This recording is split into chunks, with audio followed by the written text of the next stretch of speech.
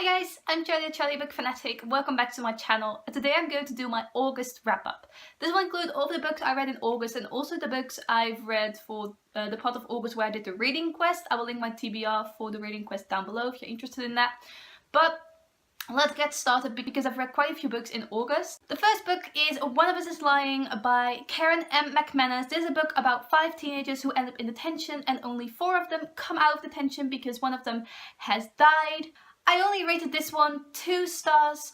I got this book from my boyfriend and I absolutely love him for giving this to me, and because I was genuinely interested in this book, but it ended up being quite predictable. And I'm not a huge guesser in books, like I mostly don't guess plot twists and everything like that, but this was very, I don't know, just predictable. I saw what was coming immediately. I also felt like the characters weren't completely developed, and most of them were really unlikable, and normally that doesn't really bother me in books, but this time around I genuinely felt like I didn't connect to any of the characters and I wasn't excited to read from any of the characters' perspectives. So I am glad I read this book. It was 2 stars, it was an okay book, but I didn't really get anything from this particularly.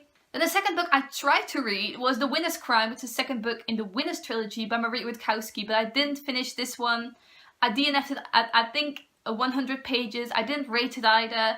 I read the first book and I rated that one 3 stars. It was average, and I think I waited too long continuing on with the second book because I really didn't get into it. I forgot everything that happened in the first book.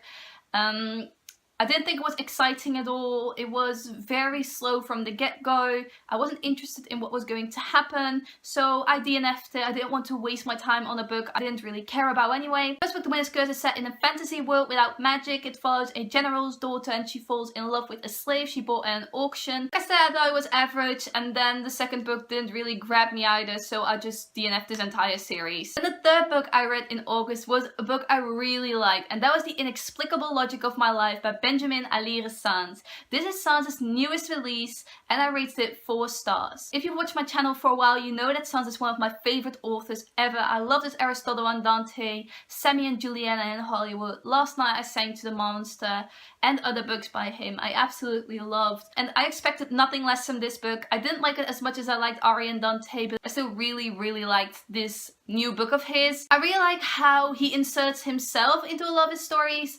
Sanz is Mexican-American, he's gay, he's from El Paso, and most of his characters are also from El Paso, gay and Mexican-American, and I can really feel how he put a lot of his own experiences in his books, and I really like how I can connect to all of these teenagers and their thoughts, and how all of these characters just think deeply about life, how they're all coming of age and have all of these questions about the universe. The Inexplicable Logic of My Life follows Sal, who has been adopted by a Mexican-American gay father. And this book is about Sal, his relationship with his father and his best friend Samantha, going to school, coming of age. It follows, I think, an entire year of his life.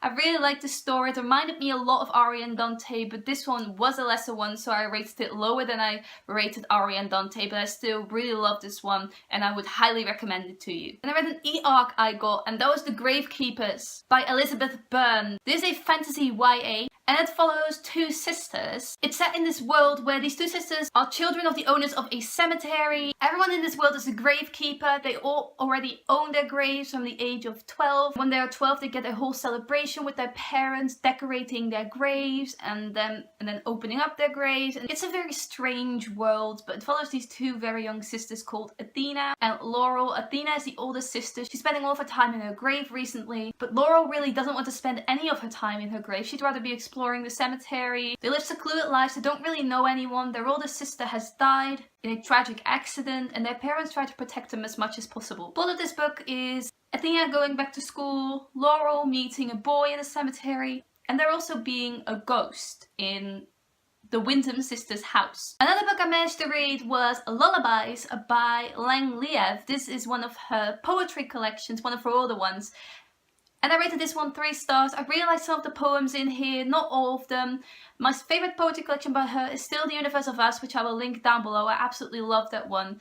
Lang Liev is probably my favourite poet ever, and I really love reading her poetry collection, so I wanted to go back to one of her older ones I read. I think her first, called Love and Misadventure, This is my third poetry collection by her, and I wasn't disappointed. I really liked some of the poems in here, and I definitely want to continue on reading more of her poems. Then I read another new release I was looking forward to earlier in the year, which was Braced by Ellison, which is about a teenage girl who suddenly has to get a brace and wear it for 23 hours a day, and she obviously doesn't like it. She's really into soccer, she can't really play with her brace on, she's having difficulties with her friends because suddenly her life is basically revolving around this brace and her friends have to adapt to that. I rated this one 4 stars. I really loved the message in it. The main character was super likable, and I have never read a story about a brace before, so it was a really unique perspective for me and I was really into that. Then I also managed to read some science fiction called Endless Game. It's the first book in the Endless Saga by Orson Scott Card. This is about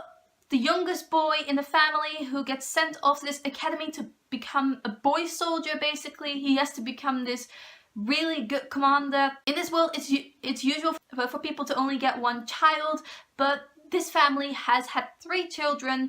The purpose of that was that one of these children had to go to this academy. They had to have the potential and have to be strong enough, and the first 2 kids weren't good enough, but Ender was, so his older brother is basically resenting him, and there's 2 different plot lines going on with Ender's brother and sister together and Ender being offered this academy. And I rated 3 stars. I thought it was a very interesting read. I really liked the military strategy and just the whole plot unfolding. I also managed to read Adam Silvera's newest release, which is called They Both Die at the End. It's about 2 teens, one is bisexual, one is gay. They fall in love with each other and they spend their last day before they die together because they're both dying on the same day.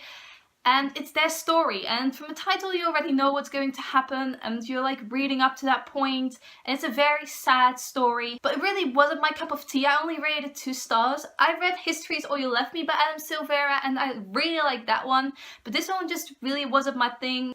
The writing was kind of jarring for me, it didn't touch me, it was supposed to be heartbreaking but it didn't really do anything for me at all. And I do want to read other stuff by Adam Silvera because I've read a good book and a book I didn't really like up until now, but the premise of this was super interesting. I love reading about 2 teens who knew they were going to die and trying to make the most of their last day together, but I really can't get into the whole insta love part because they've only known each other for 1 day, so I really couldn't get into that. I never can get into insta love, so that was really irritating for me. And the last book I managed to read in August was Gemini by Amy Kaufman and Jay Kristoff. This is the 2nd book in the Illuminae Files trilogy.